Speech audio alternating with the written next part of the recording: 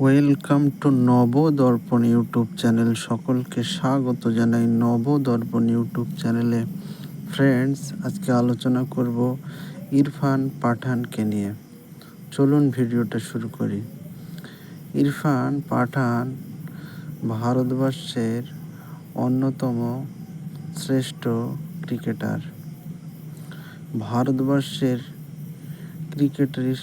ক্রিকেটের ইতিহাসে অন্যতম সফল তারকা।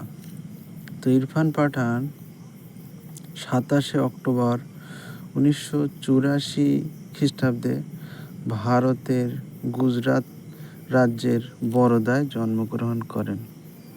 তিনি একটি দরিদ্র পরিবারে ভদোদরার একটি মসজিদে তার ভাই ইউসুফ পাঠান এর সঙ্গে বেড়ে ওঠেন।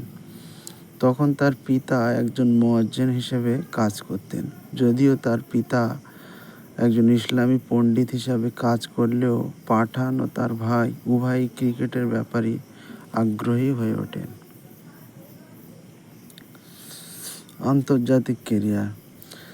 পাঠান 2003 সালের ডিসেম্বর মাসে অ্যাডিলেড ওভালে অস্ট্রেলিয়ার বিরুদ্ধে দ্বিতীয় টেস্টে তিনি টেস্ট ক্রিকেট প্রতিযোগিতায় আত্মপ্রকাশ করেন।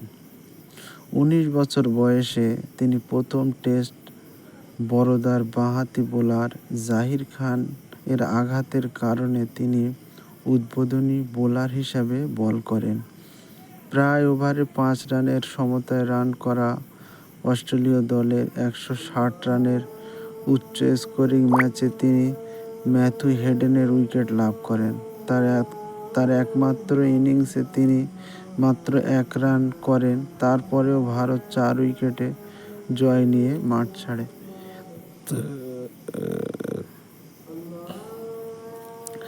ইরফান পাঠান ডবল 1000 রান এবং ওয়ানডে ক্রিকেটে দ্রুততম সময়ে 100 উইকেট অর্জন করেন। 2013 সালের 29শে জানুয়ারি হিসাবে বিশ্ব রেকর্ডধারী খেলোয়াড় এটি তিনি 1059 দিনে গ্রহণ করেছেন। তিনি হলেন ভারতের ওয়ানডে ক্রিকেটে মাত্র 59 ম্যাচে 100 উইকেটের মাইল ফলক পৌঁছানো দ্রুততম খেলোয়াড়। পুরস্কার। 2004 সালে আইসিসি বছরের উঠতি প্লেয়ারের খেতাব পান। ম্যান অব দ্য ম্যাচ পুরস্কার। বাংলাদেশের বিরুদ্ধে একটি, জিম্বাবুয়ের বিরুদ্ধে একটি, জিম্বাবুয়ের বিরুদ্ধে 2টি, অস্ট্রেলিয়া সর্বমোট 4টি ম্যান অব দ্য ম্যাচ নির্বাচিত হন। ম্যান অব দ্য সিরিজ পুরস্কার। বাংলাদেশের বিরুদ্ধে একটি, জিম্বাবুয়ের বিরুদ্ধে 2টি, বাংলাদেশের বিরুদ্ধে একটি এবং জিম্বাবুয়ের বিরুদ্ধে একটি, টোটাল 2টি। এবং T20 আন্তর্জাতিক পুরস্কার। পাকিস্তানের বিরুদ্ধে একটি এবং শ্রীলঙ্কার বিরুদ্ধে একটি। এবং 2007 সালে ক্রিকেটের T20 ওয়ার্ল্ড কাপের ফাইনালে তার অনবদ্য ভূমিকা ছিল এবং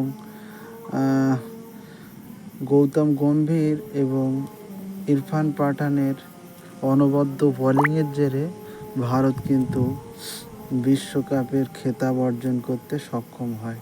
পরিশেষে বলে রাখি, পাঠান একজন অভূতপূর্ব ক্রিকেটার ভারতবর্ষ।